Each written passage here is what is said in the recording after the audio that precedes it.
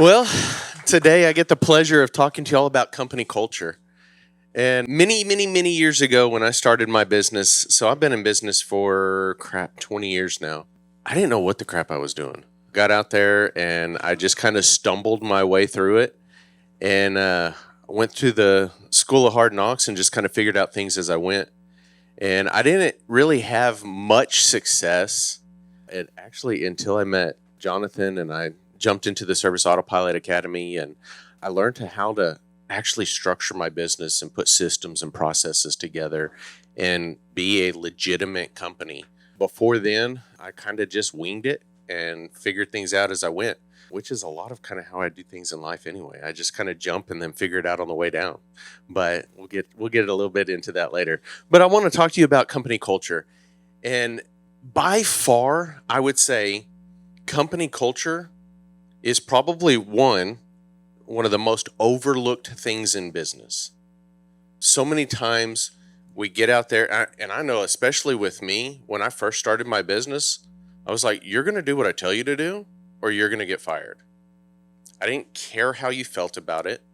I was like, just get the freaking work done or get out of the way. But the more I've gone through life and the more I realize, you know what, we're working with actual humans here. And if you think about it, we spend approximately a third of our life with the people that we work with. And I don't know about you, but I want to enjoy the people that I'm around. When I don't enjoy something in life, I get rid of it. Or I move and I get out of that situation. To give y'all a little bit of my backstory and kind of where I come from, I grew up poor, didn't have anything. I come from a broken home. I lived with my dad. When I was 17, I graduated from high school. I moved out of the house, moved to another state. I started my first business when I was 18, I believe. Stumbled my way into some mild success, if you can even call it that. My first year of business, I did $6,000 in business. I do more than that in a day now. My second year of business, I did 30 grand. I do more than that in a week now. Built that business up a little bit. I sold it off. I moved down to Texas. I was up in Tulsa, Oklahoma before. Been in Tyler, Texas, which is a little bitty town about 90 miles east of Dallas.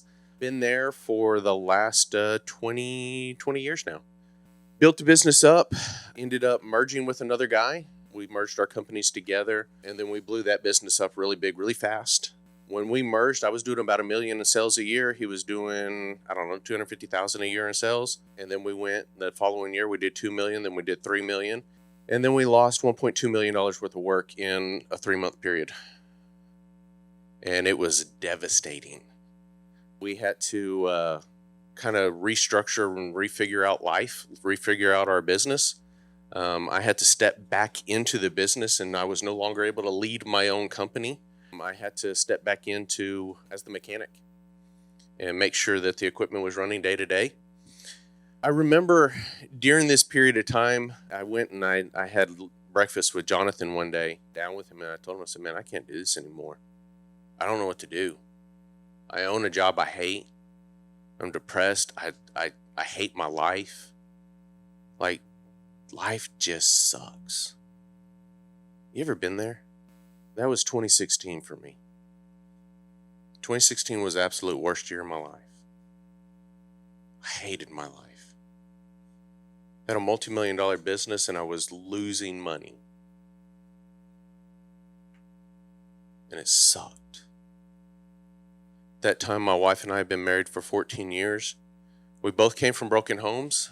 And when we got married, we told each other that divorce was never an option. Murder maybe, but never divorce. And that year we were talking about divorce. We had 2 kids and a third one on the way. I started that year out extremely depressed. I couldn't get out of, I got out of bed and I went to work, but I was a walking zombie. Talked to my wife. I didn't talk to my kids. I was able to work through the depression when my wife and I were able to work on our marriage and we worked through our problems. But then that left my partnership. My partnership was failing. I remember approaching my business partner and at some point throughout the year, and I told him, I said, man, we need to make some changes in this business. We've got to do some stuff to save the business. I mean, crap, we just lost $1.2 million worth of work. I said, why don't we do this? We were both making $100,000 a year. I said, let's take a $25,000 pay cut each. We'll take that $50,000 and we'll put it towards debt. It'll help us to live to fight another day. And then we can grow the business and then reclaim our income at a future date. And I remember he looked at me and he told me, he said, no, I ain't doing it. So I said, okay, well, let's ride this bad boy all the way into the ground. And I knew when he told me that he wasn't willing to do that I had to get out as fast as I possibly could. And so I started looking for any and every option that I could. I mean, I was literally to the point that I was looking at help wanted ads and I was going to go take a job flipping burgers if I had to get away. I owned 70% of the company, but I don't know if y'all know math very well, but 70% of nothing is nothing. And yeah, I had to get out. So I remember I reapproached him the last day of August 2016, and I told him, I said, man, this ain't working for me anymore. I said, one of us has to go. Either you got to go or I got to go. I don't care who. I had actually already talked to my banker, and I had secured a loan for $250,000, and I was going to write him a check right then and there for $250,000 to walk away. When I told him that one of us needs to leave, he looked at me. He's like, man, I'm so glad you said something. I've been thinking about this for a long time. He said, why don't we do this? He said, when we split some clients off, you take the ones that are left over from when we joined together, and we'll throw a few more in there to round off enough for one crew. You take enough equipment for one crew, he said, and you walk away. He said, I want all the trucks, I want the employees, I want the name, I want the land, I want all the clients. And here was the kicker for me. He told me, he said, I'll even keep all the debt. I said, you know what?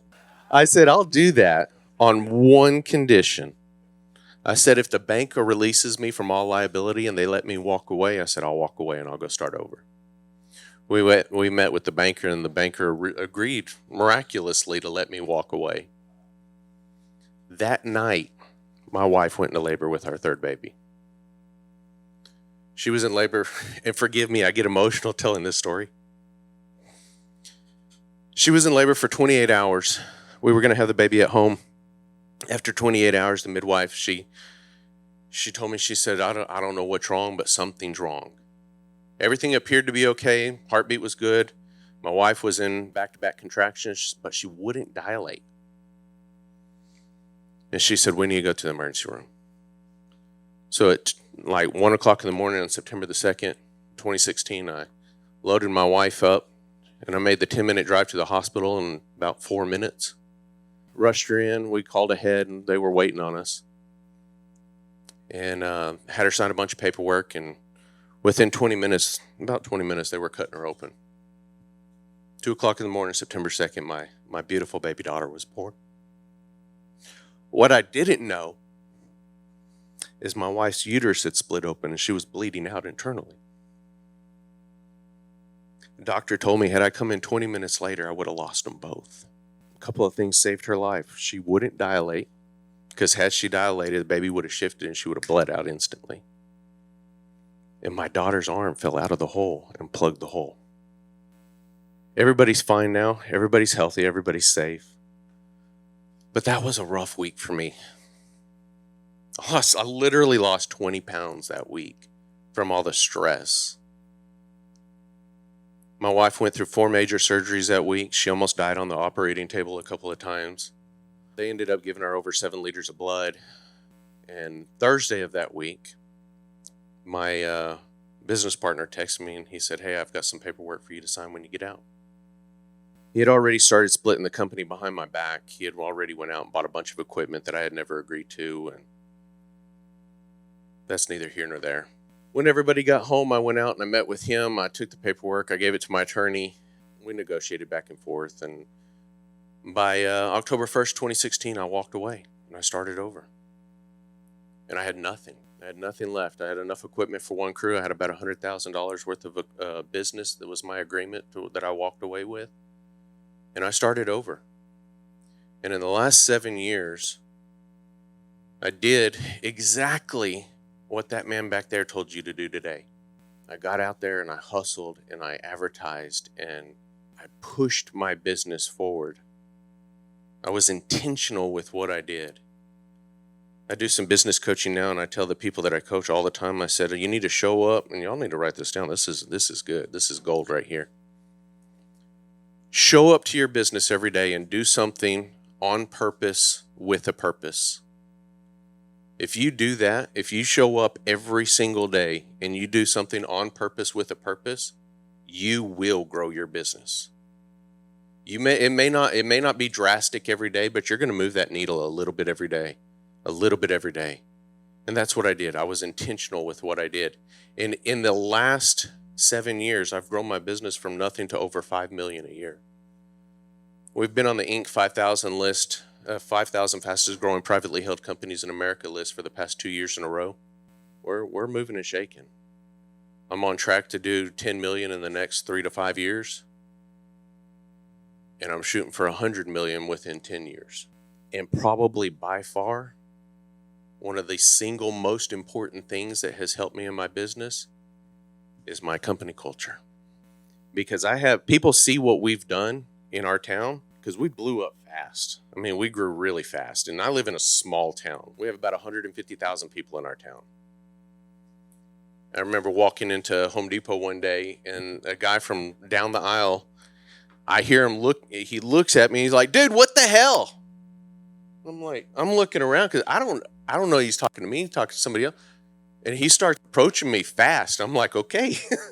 Then I realized he had a smile on his face, and he introduced himself. He's like, how in the world did you grow so fast? It's like, man, I just do what everybody else should be doing. I said, I'm advertising. I'm taking care of my people. I said, that's all I'm doing. I'm not doing anything magical. I don't have any pixie dust over here. I'm just doing what everybody should be doing. This is so important. This right here, having a great company culture, can radically change your business. Because we have people trying to poach our employees daily. And our employees tell them, no, thank you. I'm happy where I'm at. They've been offered more money, fewer hours, but we take care of our people. Look at these statistics here. These are reasons that people leave a job. Approximately 10% of people, they leave to go do a different line of work. 18% go for benefits and pay. 30% are others, like they're moving, different hours. They went out on their own. 42% are left over. It means that we can control approximately 60% of the reasons why people leave. 42% of the people are going to leave if you have a bad company culture. You don't have a good culture in your company. If you ever start losing people fast or consistently, it's not because you're not paying them enough. It's typically there's something wrong in your business, in your culture. There's somebody that's toxic. There's a bad apple out there. We've seen it over and over and over in our business. I can feel it when I walk in. I can tell when people's attitudes start changing and shifting that there's something wrong. There's something I need to start looking into. Matter of fact, this past year, we've gone through a massive change. People think that once you have I've heard people think that, oh, you got a great company culture, man, you've got it made. No, it's work every day, all the time. We're constantly having to cultivate it. It's not one and done. You don't set it and forget it. You have to nurture it and take care of it. Really, really cool thing is that when you get a good company culture, your guys will fight to protect that culture. They don't want that toxicity in around them. And they will start to push those people out because they realize that it affects everything around them. So I'm going to get into some of the things of what having a great team, a unified team, is going to do to help you in your business. Then we're going to talk a little bit about some nuts and bolts of what you can do. So having a shared vision and goal, the power of a unified team. One of the things it does is a team with a common vision, without a common vision is like a ship without a compass. You have to have a clear vision and a clear goal. You have to know where you're going. When you can have a clear, when you write it down, the Bible says, write the vision down and make it plain so that those who read it can run with it. You have to make it plain. You have to make it clear where you're going. The majority of my job now is vision casting. I don't make day-to-day decisions in my business. I'm not the one out there hiring and firing. I'm not the one schmoozing clients. I'm the one who protects our culture. I'm the one who's casting the vision and telling the people where we're going. I'm the one who's leading the ship. I get to be the fun boss. I get to show up, give stuff away. I show up with donuts and breakfast burritos. We have fun. But I get to share the vision. And if you can keep people unified, you can keep them headed in the right direction. And it's not one of those things that you just do once a year. Oh yeah, our Christmas dinner, we share the vision where we're going. We talk about this stuff weekly, all the time. We're talking about where we're going and how we're going to get there, how we can change things, how we can adjust, how we can move. It's got to be a constant thing. You want to foster that open communication so that your people feel the freedom to be able to come to you and tell you things. If you're that boss who's always bringing the hammer down and you're like, you know what, just get out there and go work. I don't care what you have to say. Just go do what I say. They're not going to tell you when there's things going wrong in your company. But if you foster that open communication, and you know what, when my people come to me, if they have a problem, if they have a situation, if they have anything going on, come on in, come talk to me. I will make time for you. And you know what? I'm a busy man. I've got 5 different companies. I mean, I'm working with over 20 different businesses, helping them grow their companies. I stay busy. But if one of my team members comes to me and they have an issue, I will make time for them. And if they know that they have that freedom to come into my life, that I will make time for them, then they have the freedom. They know that they will want to bring those issues to light. They'll come to me and they'll say, hey, I've noticed this is going on over in this area. Just wanted to let you know. And then you can start heading those problems off before they become problems. When they're just little bitty issues, because you want to fix those before they grow. It's like when you get a splinter in your finger. If you don't take care of it, it's going to fester and it's going to get infected and it's going to grow, and that ain't no fun. That's the same thing with issues in our business. You want to head them off before they become problems. So foster that open communication in your business. And like I said, you got to have unity.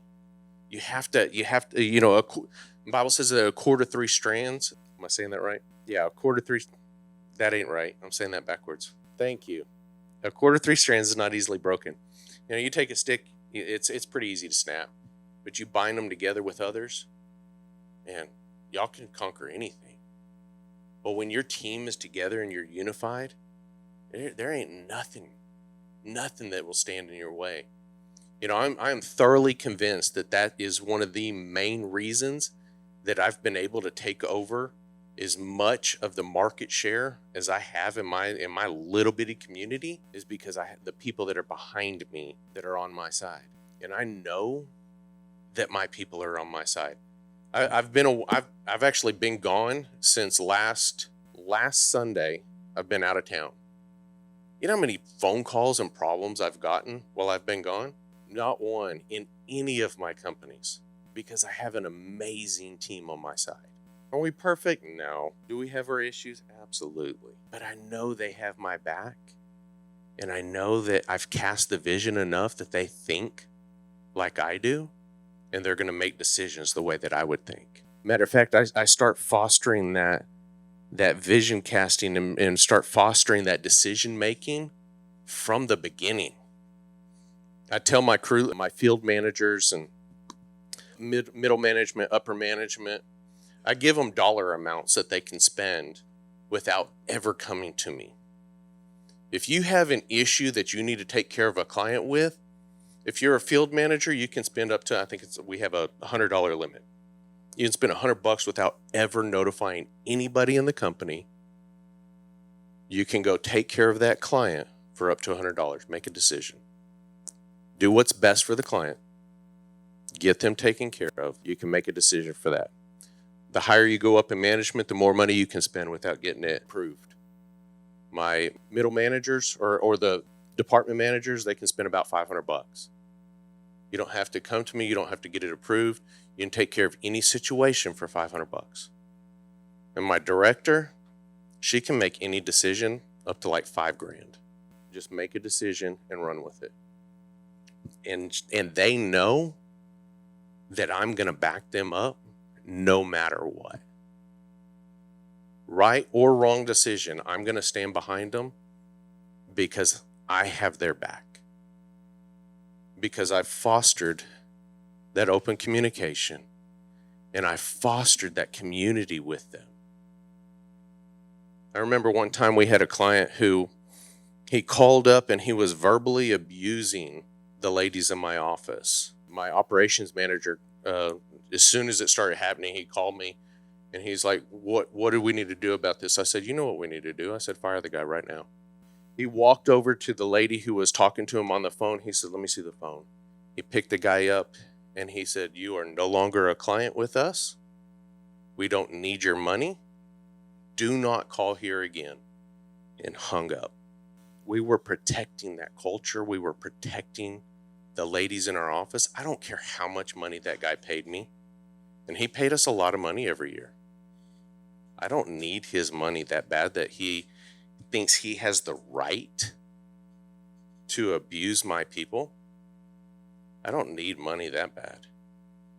That same guy used to go out when the crews were on his at his house working, and he would cuss at the workers and verbally abuse them, verbally assault them while they were out there. I had no less than 5 people come up and thank me after I fired that guy. I'm not going to tolerate that, because I care more about my people than I care about the 30 grand that guy spent with me a year.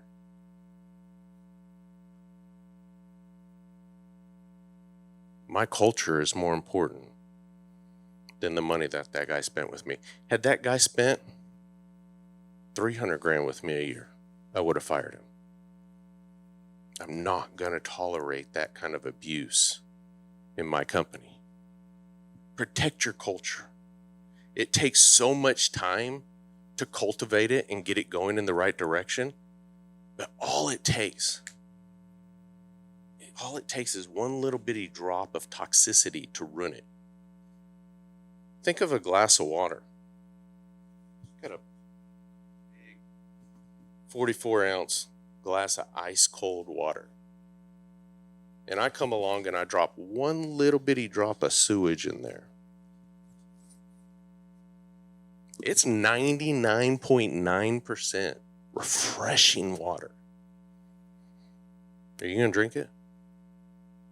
Why? Because of the toxicity that's in it. That's the same thing with your culture. All it takes is one little bitty drop of toxicity, and it starts to spread throughout your entire company. Protect it.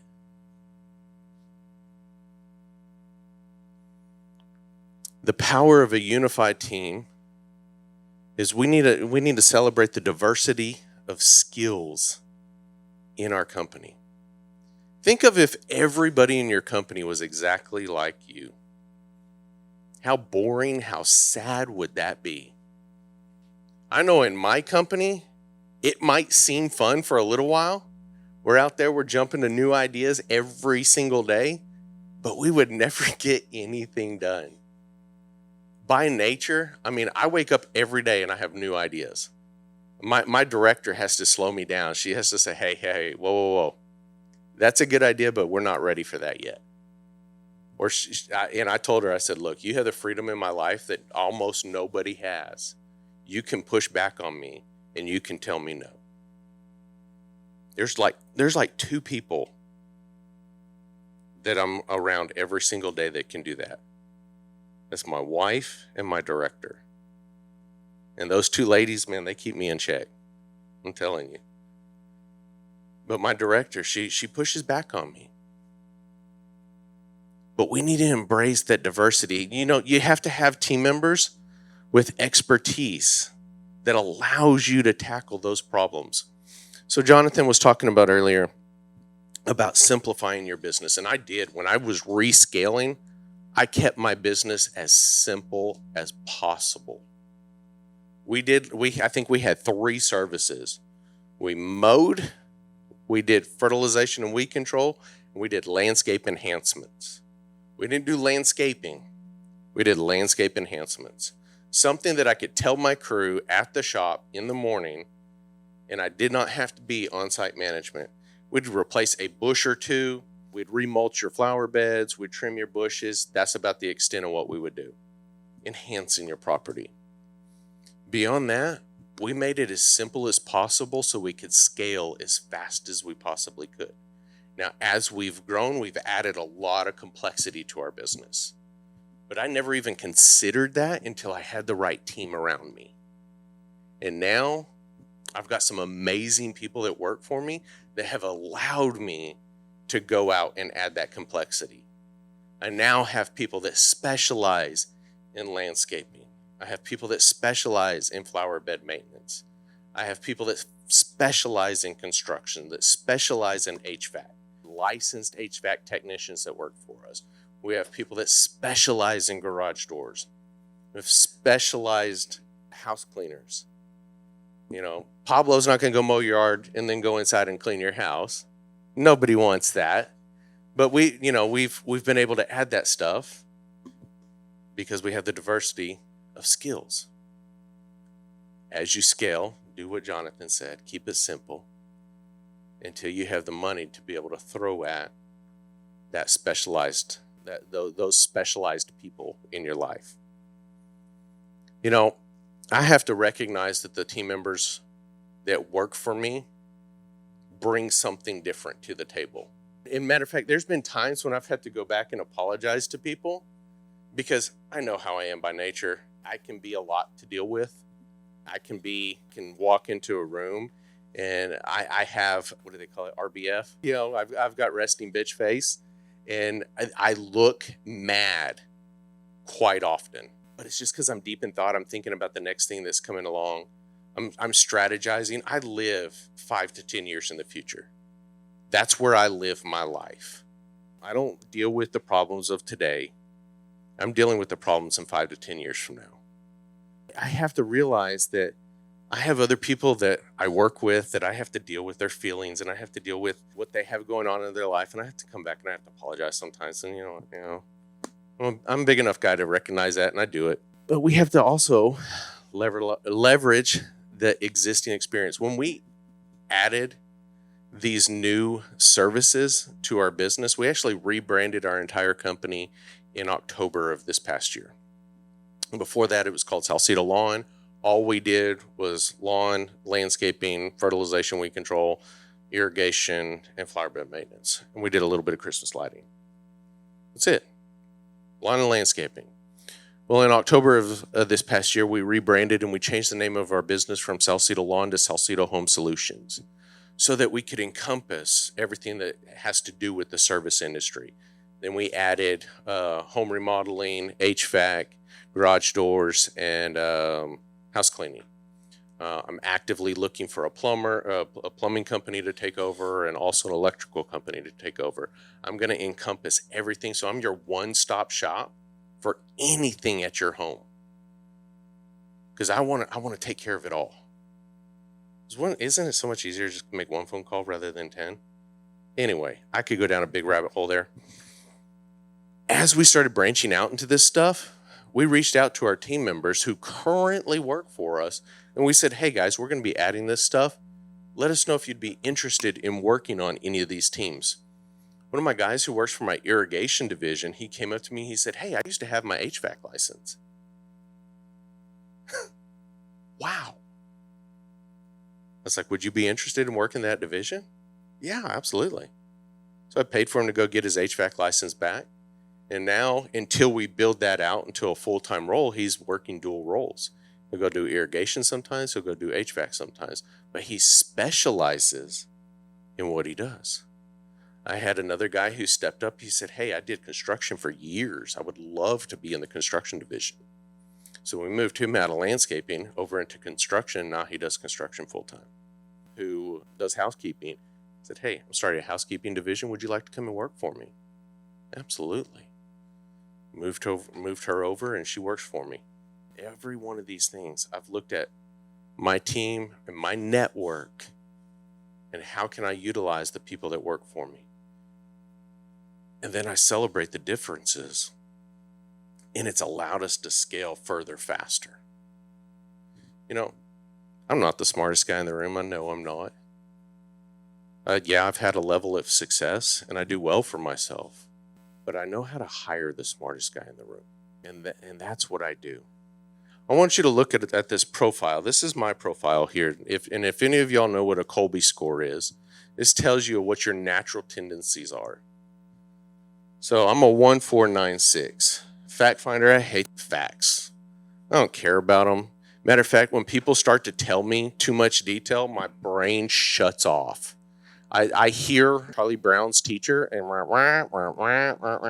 I'll just tell them, whoa, whoa, whoa. Give me the cliff notes. I don't care about the details. Follow through. I cannot. I'm not great on follow through. Matter of fact, most of the time, if I don't do it right away or I don't put it on my calendar right then and there, I'm going to forget about it. I'll tell people, hey, send me an email, send me a text message later on because I'm not going to remember. Quick start, I'm a 9. That's the part of me that comes up with great ideas that allows me to be a great visionary and allows me to push the business forward. Matter of fact, Jonathan, he's a real high quick start. But that's that part of me that is able to jump from thing to thing to thing. It's also part of me that's probably tapped into that ADD. And anyway, 100%. And then my implementer, I'm a 6. I have to be careful with that because I like to work with my hands, and I can tend to be stuck. I was that guy that used to. I'll just do it myself. So I have to be careful with that. But now that I know that about myself, I'm able to head that off and make sure that I delegate that to other people. Now I want you to look at the profile of my director. She's the one who runs my company. She's a complete opposite of me. She's the one that I give when I need to know facts about something. She's my fact finder. I can. It's called a Colby test. I did it through Jason Cupp, and I can send y'all the website afterwards. And he'll actually jump on a call with you. It cost me about $100 to get it done. I've put every single one of my upper management through this, so I know who they are and how they think. But yeah, just get with me afterwards. I'll put you in the right direction. So she's the one who I have research stuff for me. She's also the one who makes sure that things gets done in our company. Now look at her quick start. She's a 2. She's the one who slows me down when I'm trying to change every single... crap, if I had my way, we would probably have 30 or 40 different divisions, and we would be trying new stuff all the time. And we would probably be losing money like as fast as we made it. So she's the one who slows me down and makes us profitable. And then she's not a highly implementer, which is great because she's going to be the one who's going to delegate and make sure this stuff gets done. Look at these side by side. You can almost fit her profile into mine and we make a complete person. Celebrate the differences of the people that are with you. If you do that, man, you're going to go so far. Then you need a open, transparent communication channels. We make sure that we communicate within our team all the time. When we have stuff, and especially as complex as our business has gotten, it can get muddy sometimes between departments. Landscaping sees something that lawn maintenance missed, and they might tell their manager, but if the manager doesn't communicate it over, well, then the client's going to get mad. Because maybe mowing got in a hurry and they forgot a strip in the backyard, or they ran out of gas, went to go refill the mower and got sidetracked, forgot to go back in the back and remow that one little bitty strip against the back fence. Well, if we have open communications and we're able to communicate back and forth, man, it makes everything flow a lot smoother. And if the people in your company are aligned and they're all headed in the right direction, they're going to want to have that open communication because they're going to want everything to flow smoothly in the company so there's no major problems going on. We use an app called Slack, and we have different channels for different divisions, and we have lots and lots of communication going back and forth.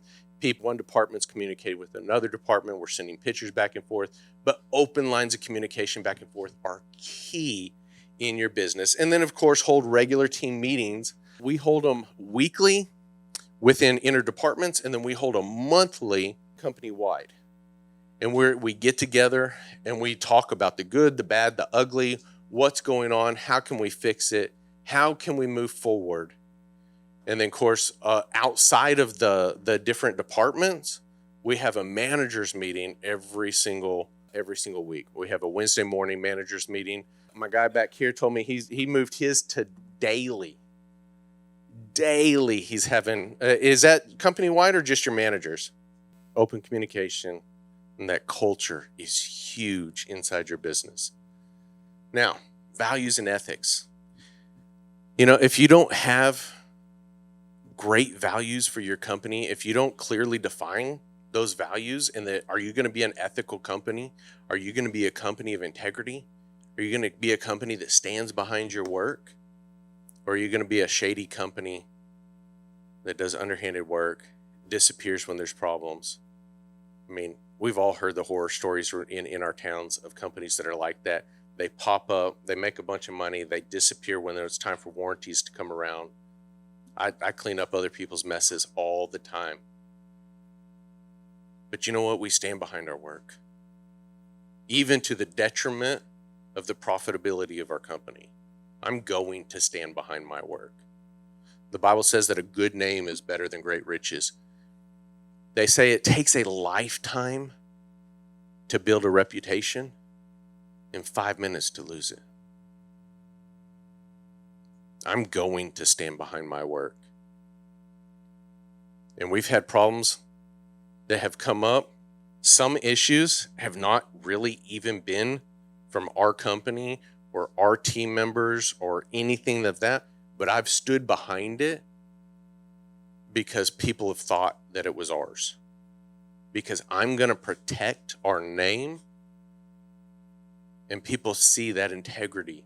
And we are known in our town for being a great company to work with. We are expensive as crap, but people work with us all the time because of our reputation. Stand behind your work, guys. But if you have that clearly defined values in your company, it helps keep your company headed in the same direction. It keeps that unity. I'm going to jump over here. Obviously you need to have respect. Make sure that your team members are working together. I don't tolerate people bickering back and forth. And I tell matter of fact, it's actually in our company handbook that they need to work it out amongst themselves. And what I tell my guys, I say, look, y'all either figure it out, because if I step in, nobody's going to be happy. So y'all figure it out. And 9 times out of 10, they figure it out. They shake hands, they're friends, they walk away. But we foster a community, we foster a culture of respect. I'm not going to tolerate people bickering back and forth. I'm not going to tolerate people cutting each other down. Even stuff as simple as an offhanded joke, messing with somebody. You think it's all good and fun. We had a guy who worked for us that people were just joking with him, and it was truly, they were doing it out of good fun. But he didn't like the way it was coming across, and it hurt his feelings. And we cut it off. We're like, hey, we understand you didn't mean anything by it, but we need to respect each other. Don't let this happen again. Keep that mutual respect amongst each other. I want to show you something that a friend of mine did, and they have this, giant on the wall in their warehouse, but they have their values on their wall in their warehouse so that their team members can see it every single day. I've been looking for a wall at my shop, at my office, somewhere where I'm going to replicate something like this. I love this, that you can just come in and every day, hey, we're a company of integrity. We're a company of teamwork, gratitude, passion, innovation, confidence. This is who we are. They are a plant company. Yeah. So they're a plant company. They do indoor plants. They Yeah, it's a really cool division. I want to get into it eventually, but they do indoor plants. So, yeah. So think about something like that. And this is writing the vision down, making it plain. That's all this is. Nurturing a positive company culture through employee recognition. You need to celebrate the wins when something great happens in your company. When we get when we have clients who write in and say, "Hey, so and so, this crew did a great job," we make sure to announce it company wide. We want to recognize the wins in our company. Hey, this crew did a great job. They went out there, they freaking killed it. They brought it in under budget, and the client was so happy. They went out, they did a Google review on it. Matter of fact, we pay our employees $20 for every Google review that they can get with their name listed in the Google review. So they actually go to the clients after the job and they say, "Hey, would you please give us a Google review? And would you mind just mentioning my name in it?" And we'll pay our employees $20 for every single Google review that they get. But we celebrate the wins. We want to highlight excellent work and performance. When a crew is getting out there and they're working together and they're unified, we celebrate that. We let everybody know, hey, this is how y'all need to emulate. This is what y'all need to be like. And you know what? And then people, they start to see what's going on and they want to be like that. And so they step up and they start working towards that. And then you want to express your gratitude through words and gifts. I want to challenge y'all today. Send your team members. I don't care if it's everybody in your team, just your management, whatever. Send them a thank you text. It's random. They're not going to be expecting it, but just tell them, say, hey, I really appreciate everything that you do for me. I really value you. When you go into work on Monday or Tuesday or whenever you get back, you're going to be standing a little taller, head held a little higher, because they know that you value them. I tell my people all the time, there's no possible way that I could do this without you. Thank you so much for everything that you do for us.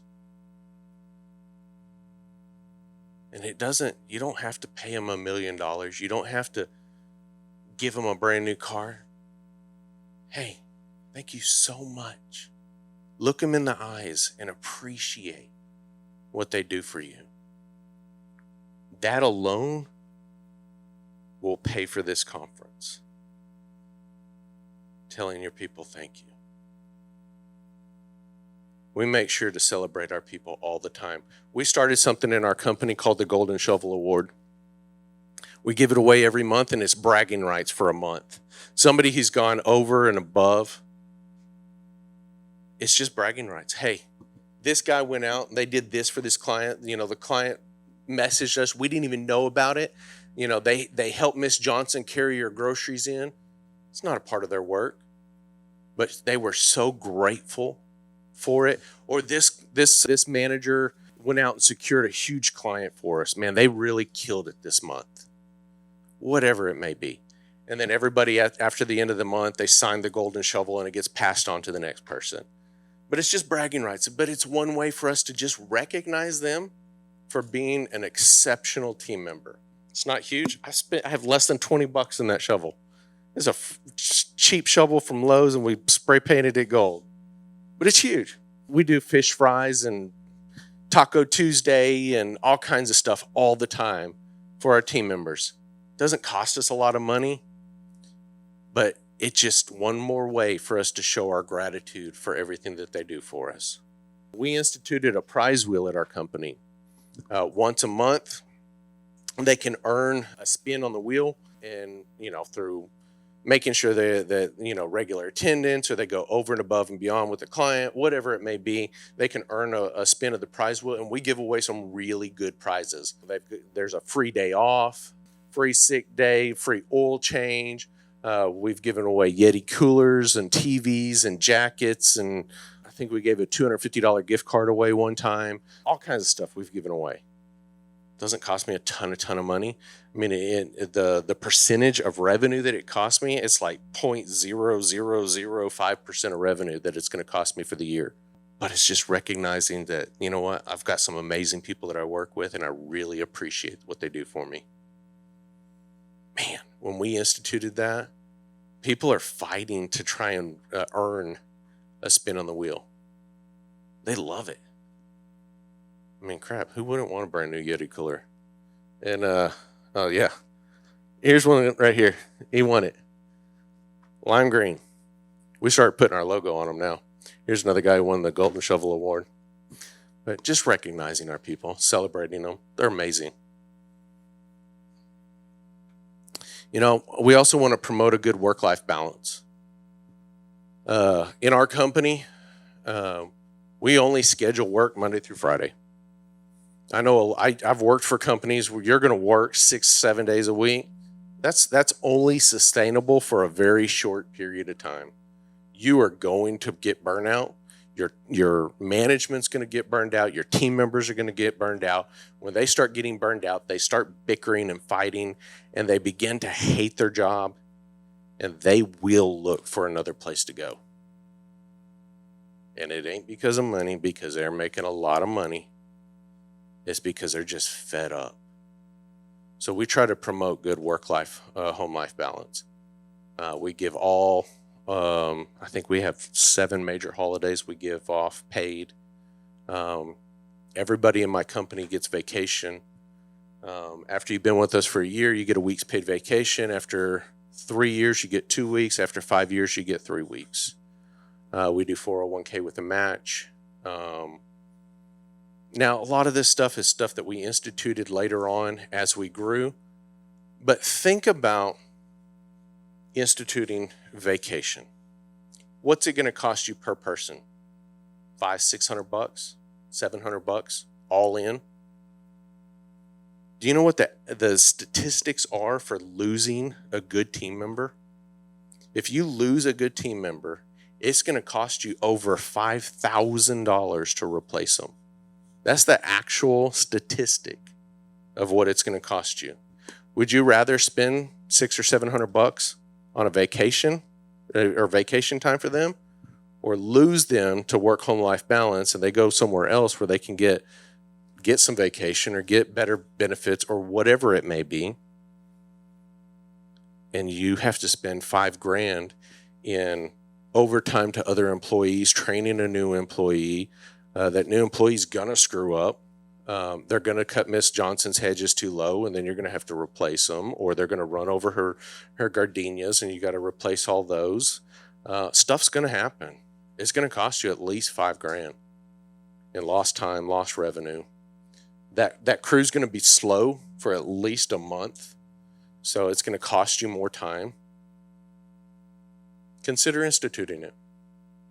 Doesn't cost a lot of money, but it fosters that home work-life balance, which we are seeing more and more and more people are going towards businesses that they can get a better home work-life balance versus money. They would much rather have that balance. Flexible work arrangements, time off policies, all those can contribute to a more balanced and satisfied team. However that may work out in your business, consider working with people. You got to remember, guys, these are actual people that we're working with. You know, as hard as I want people to work, I'm not a monster. I don't expect these people to be robots and get out there and work 100% of the time. There's not going to be 100% efficiency out there. Mr. Pajak back there and I were talking last night about the efficiency loss in crews. The average is going to be, what would you say, 25%? At a minimum, 25% efficiency loss. That means they're going to be screwing around on their phone when they get to a job site. They're going to just take their time getting out of the truck. They're going to be, finding their Spotify list. They're going to, maybe not be walking as fast as they should when they're weed eating, whatever it may be. 25% efficiency loss. So it means you're only able to charge for approximately 75% of the time that they're out there working.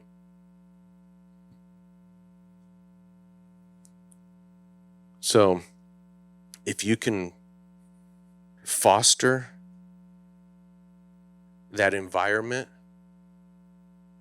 where they're on your side, where they have your heart, I know that if I can grab one of my team members' hearts, I don't have to worry about them screwing around on a job. I don't have to worry about them stealing a client from me. I don't have to worry about anything because I know they have my back. But I have to capture their heart first. I'll pull my people in and, hey, and I noticed that you've been kind of down this week. What's going on? Is there anything I can do to help? Man, my baby mama, whatever. I've been marriage counselor. I've been, mindset counselor. I've been, you know what? Hey, go take a day off. I'll pay you for a day off. Just go get your mind right. Just take some time. Had a guy who was having massive panic attacks at work. Just like crippling, could not move. He would sit down and physically couldn't move. Panic attacks at work. I paid him to go home for a week and just get his mind right. Dude, take care of yourself. Then come back to work and let's go kill it. These are people we're working with. Do your best to try. Obviously, we can't accommodate every situation. I understand there is a reality out there. But kids are going to get sick. Tires are going to blow out on the way to work. Now, if they have a blowout every Monday, I mean, come on. They're drinking too much on the weekends. But my point is, work with people. Help them. Be there for them. Show them that you genuinely care. I've noticed a direct correlation with my people of me being around in the company. Even though I don't work in it every day, just the fact that I'm around makes a difference.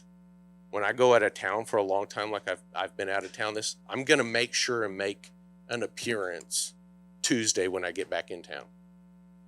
I'm just going to be around.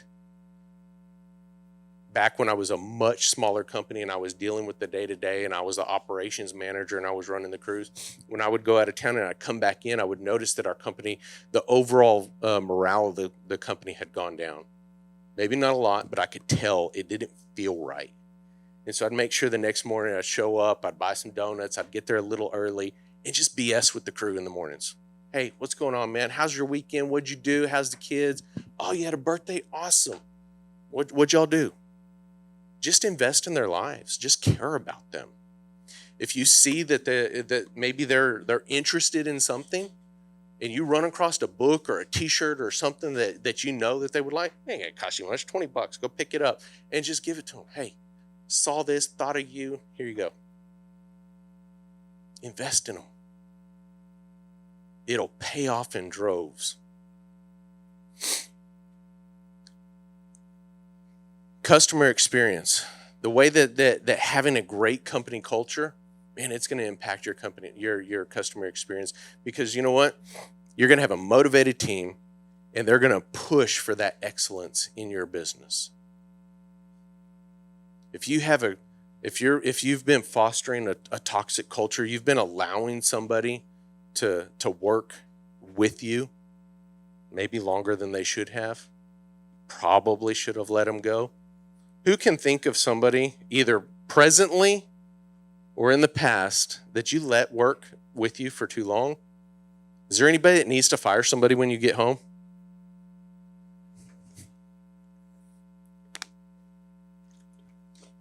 So I had a manager who worked for me who I knew he was a bad manager.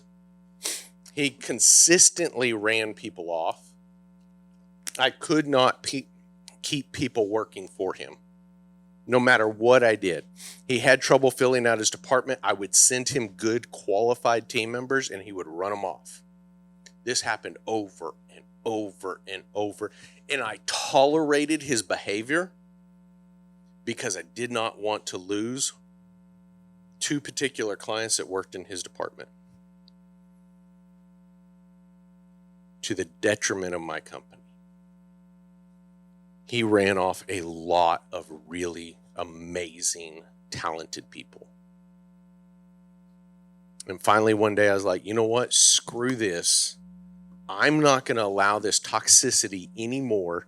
I'm going to fire him. We started the process and keeping our write-ups, and we're big enough that we have to really go through the write-ups and everything because anyway, big ordeal.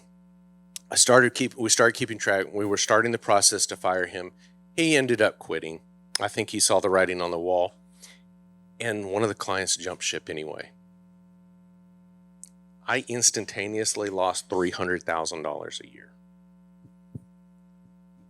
But my culture went up.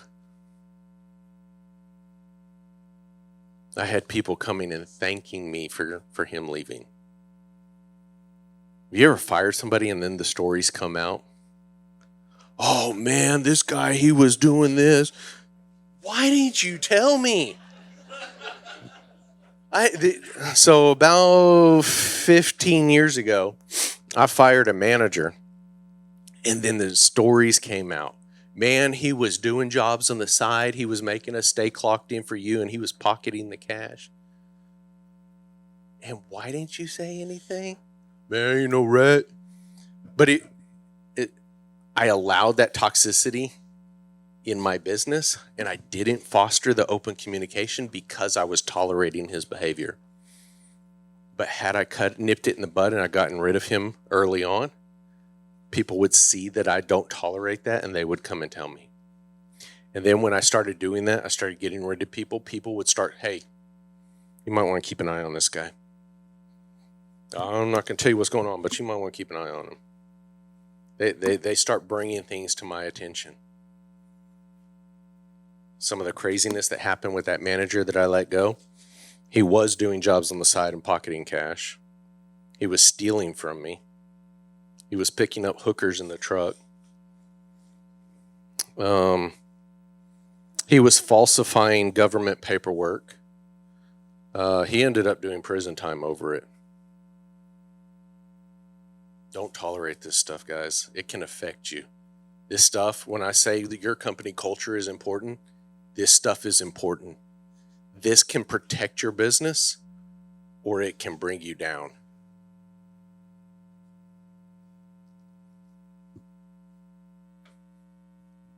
These are some of the amazing people I get to work with. This guy, Rudy, right here, he was really struggling this day. He had just gotten, I think his wife left him that week. And I just pulled him aside and I said, hey man, let's talk. What's going on? And I just sat there for about 2 hours and I just talked to him. I didn't care if he was on the clock. I didn't care about any of the work. I cared about him as a human. And I invested in his life. Since then, he's left the company a couple of times, but he keeps coming back because he really appreciates working for us. He really enjoys the environment that we have. He actually just left us about 2 weeks ago, but before he did, he sent me a message and he said, hey, you're one of the best bosses I've ever worked for. Thank you so much. I'm going to go start my own thing, but I just wanted to say thank you.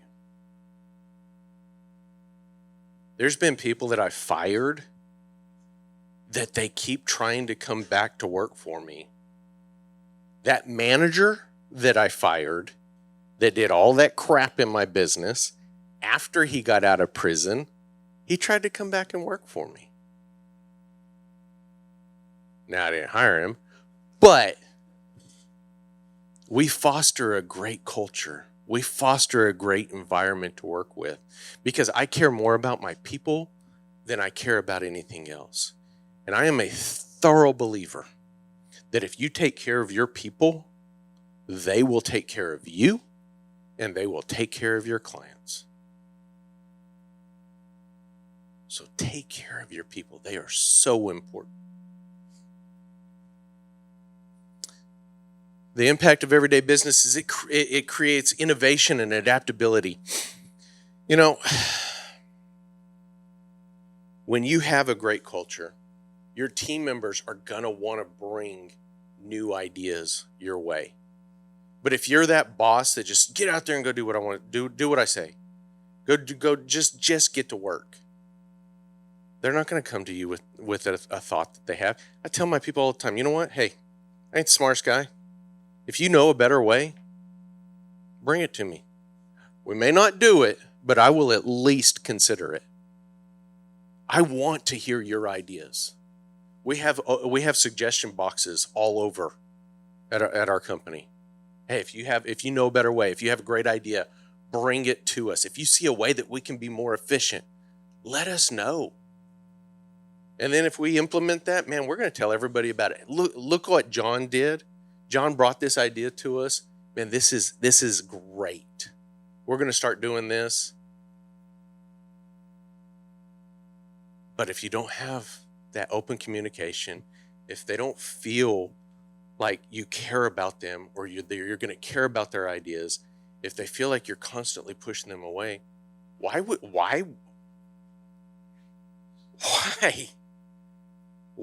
you want, or why would they come to you if all you're going to do is push them away? Think about these are our relationships.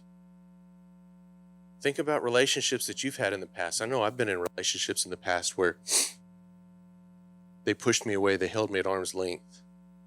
Why would I try and go out of my way to help you? Why would I try to go out of my way to do something for you? Why would I try to do something that I know that you care about if you don't reciprocate?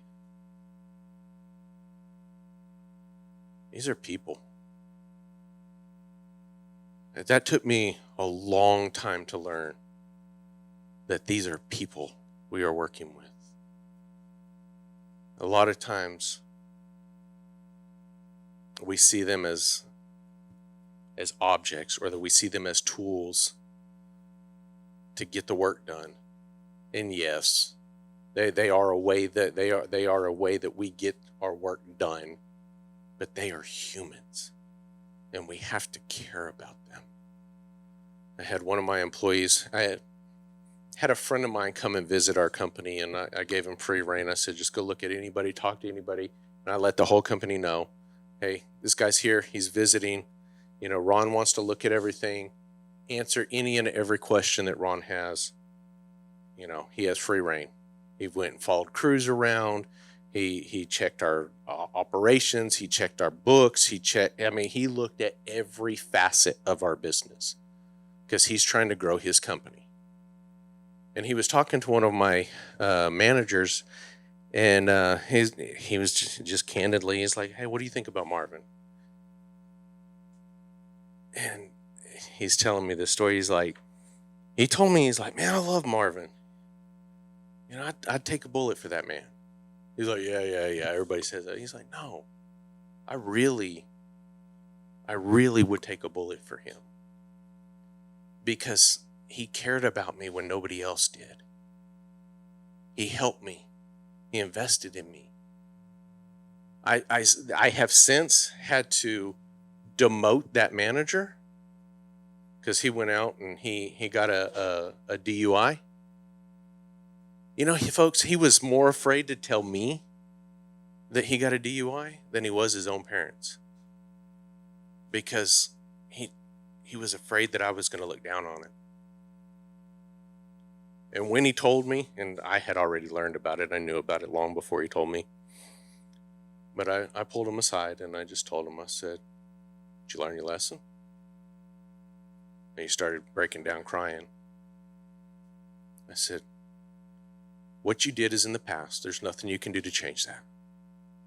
I said, what you do from here makes all the difference in the world. I said, yeah, you failed. Yeah, you screwed up.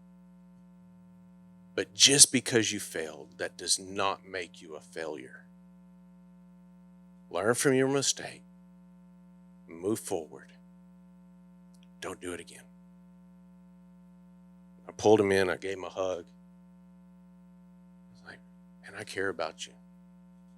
It's like, I'm going to help you through this. I said, it's going to impact your life. It's going to mess you up for a while. But we're going to work through this. We're going to put you on a path for growth. That guy sold $1 million worth of work for me last year. He'll be my top performing salesman this year.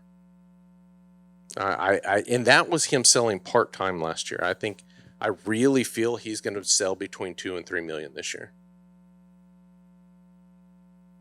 Would he get out there and try and do that if I didn't care about him? Would he do that if this was just a job for him?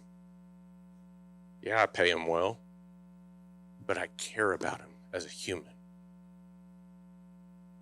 Invest in your people. Show them you love them. Show you care about them. Another thing that having a great culture does is it affects your employee retention. You know, I said earlier that I have people trying to poach my employees daily. You have guys trying to poach your employees? All the time. They don't go anywhere because you have a great company culture. They don't want to go anywhere. It's not about pay. It's not about benefits. They know that you care about them. They want to work in that environment. The majority of the time, they will stay even in an unhealthy environment because they have a friend working there. But imagine if you have 10 friends, 15 friends. I love when my employees go do stuff outside of work, where they hang out at the shop after they've clocked out and they're just BSing for 30, 45 minutes to an hour. They don't want to go home. They just want to hang out. When your employees start doing that, encourage that. Start put a Coke machine in, do something to, hey, hang out. Here's some chairs. I had a friend who I don't do this. This is not my thing, but he put beer in his Coke machine, and he lets his employees get beer after work, and they'll hang out and drink and start a little fire or whatever, and they just, hang out. Yeah, that's why I'm not doing that. But he has fostered an environment of a great culture. And you can see how it affects everything in the business. Every single facet of the business it will affect. And when I say that this has been the single best thing that I've done in my business is work on my culture, I mean it. So develop your employees, help them out. I tell my guys, look, if you want to further yourself, if you see something that you think is going to be beneficial to the business, you want to go to school for it, you want to go get some training, I will pay for it. I want to help you grow. Go find it, bring it to me. I will pay for it. I've paid for all kinds of certifications. I've paid for all kinds of licenses. I want my people to better themselves. Whether or not they stay with me forever, or if I just help them and they're with me for a season and then they move on. Some of my competitors in town were some of my best employees back in the day. And they still stop and thank me and ask me questions. And hey, what would you do in this situation? How do you do this? Where do you buy your equipment? How can I do this? I don't care. I'll help you. I give so much information away, even to my competitors in town. I'm an open book for the most part. I'm not going to show you my actual books, but you need help? I'm going to help you. That's why I do what I do. That's why I travel around and I speak at conferences, and that's why I business coach. I mean, business coaching is probably the least amount of money I make per hour, but I do it because I love people and I love helping. I don't do it because it's just I'm going to retire off of it. I do it because I want to help people. Help your employees, invest in their lives, offer them a clear career path, show them how they can move up in the company. Anytime we have a position opening up, we always look within first before we hire from outside. Because could you imagine working for somebody and you see a leadership position open up and they're not going to even consider inside the company? What does that tell you? That is demeaning. That is demoralizing. I would hate to work for an environment like that. I've worked for environments like that. Crap. And it sucks. We always look within before we look outside the company. Always. Because I would much rather promote somebody that works for me, help them to grow, help them to be a better person, help them to make more money. That guy who sold $1 million for me last year, if he hustles, he ought to easily make over $100,000 this year. Easily. I want my salespeople to make more money than I do as the CEO. I know salespeople who work for some service companies, they're making over $1 million a year as a salesperson. Now they're selling $12 million a year to make $1 million. But I want to progress the people who work for me. And then, like I said, foster that community, encourage the team bonding. We have stuff that we do together as a team all the time. This right here, I took a bunch of I took every crew leader that works for me, and we went axe throwing. Just for the heck of it. Hey, it's been a stressful year. Let's get out there. I actually wanted to, we used to have a rage room in my city, and I was going to take all my managers to go to the rage room. Like, look, it's been a bad month. We've had a lot going on. Let's go break some crap. But unfortunately, they shut down during COVID. But go throw some axes, have some fun. Just invest in your team. Let them enjoy life together with them. If you enjoy life together with them, that helps you to capture their heart. And if you capture their heart, they will go to the ends of the world for you. Is that not right? You have to capture their heart, though. My director, that's yeah. So the one that I showed you, her profile earlier, she came to work for me 2 years ago. And that woman works harder than anybody I know. She's up early in the morning. She's working late at night. Not because I ask her to. Matter of fact, I have to make her take time off. But because I've captured her heart. And she wants our team to succeed. She wants us to do amazing things. I know that in anything I throw at her, as crazy as ideas that I have, I know that she's going to do her best to implement them. Because I've captured her heart.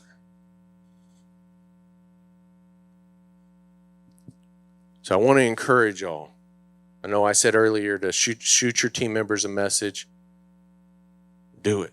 I really, really want you to send your team members, your management, a crew leader, somebody. Tell them you're so thankful for them. You care about them, how amazing they are. And I want y'all to work on your culture. It is something that we have to work on all the time. We're not perfect. I mean, we've gone through a whole regrowth this year. We were overstaffed earlier this year, and I had to fire 15 people in October. You know how demoralizing it is to your company when you see 15 team members walk out in a matter of a week or two? It creates unrest amongst the team because they think, we're next. Oh, crap, this is going to happen. And we had some people walk just because they were afraid they were going to be next. And I had to go in and I had to do some damage control. And I had to pull every single one of my managers aside and have a meeting with them and let them know what was going on and why we were doing what we were doing. And then we've had to work on the company culture as a whole because it tanked for a while. So when I say that this is something constant that you have to work on, you constantly have to work on it. And even right now, we've got some team members that we are actively working to exit our company. We're going to promote them to customer.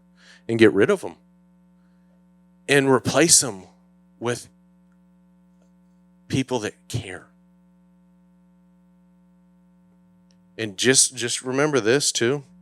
Just because somebody was a great team member at one point in time does not mean they'll always be a great team member.